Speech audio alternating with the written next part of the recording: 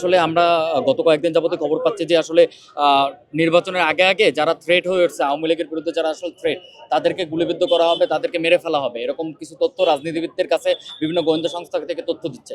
এবং আমরা মনে করি তার প্রথম আক্রমণটা শরীফ ওসমান হাদির উপরেই করা হলো, কারণ শরীফ ওসমান হাদি একজন জুলাইয়ের সংগঠন এবং জুলাই পরবর্তী আওয়ামী লীগের জন্য একটা বড় থ্রেট এই মুহূর্তে। এবং আমরা মনে করি যে উদীয়মান যত তরুণ রাজনীতিবিদ আছে যারা আওয়ামী লীগের জন্য একদম চরম থ্রেট, যারা কোনো প্রকার নেগোসিয়েশন আপোষে যেতে রাজি নয়, তাদেরকে এরকম টার্গেট কিলিং এর শিকার করা হতে পারে বলে আমরা মনে করি। এবং রাষ্ট্রের উচিত অনতিবিলম্বে তাদেরকে কঠোরতম নিরাপত্তার বলয়ে নিয়ে আসা।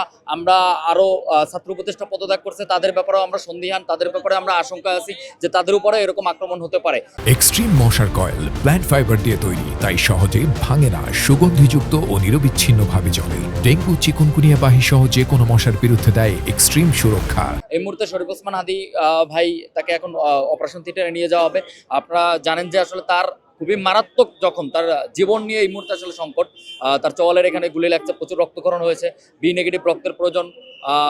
তো আমরা আশা করব তিনি আমাদের মধ্যে সুস্থ অবস্থায় ফিরে আসবেন এবং বাংলাদেশকে অস্থিতিশীল করার যে একটা প্রচেষ্টা চালু করেছে ইন্ডিয়ায় থেকে শেখ হাসিনা এবং আওয়ামী লীগ ইন্টারিম গভর্নমেন্ট, তাদেরকে আমরা অনুরোধ করব এই তরুণ রাজনীতিবিদদের এবং এই তরুণ উঠতি বাংলাদেশের ভবিষ্যৎকে রক্ষা করার জন্য। এই যে অস্ত্রগুলো, এই অস্ত্রগুলো মানে আপনার প্রশাসনের বাইরে থাকা, এটা কি পরিমাণ রিস্কি সেটা আমরা 71 সালেও দেখেছি। আমরা 71 সালে দেখেছি যে লুণ্ঠন হওয়া যে অস্ত্রগুলো, সেই অস্ত্রগুলো দিয়ে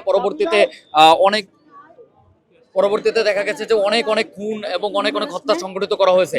এখন আবার 5ই আগস্টে যে অস্ত্রগুলো লুট করা হয়েছে, সেই অস্ত্রগুলো এখন অনিরাপদভাবে বিভিন্ন জনের কাছে আছে, সন্ত্রাসীদের কাছে আছে, আওয়ামী লীগের কাছে আছে। তারাও এই অস্ত্রের একটা অপব্যবহার করবে বলে আমরা আশা করছি।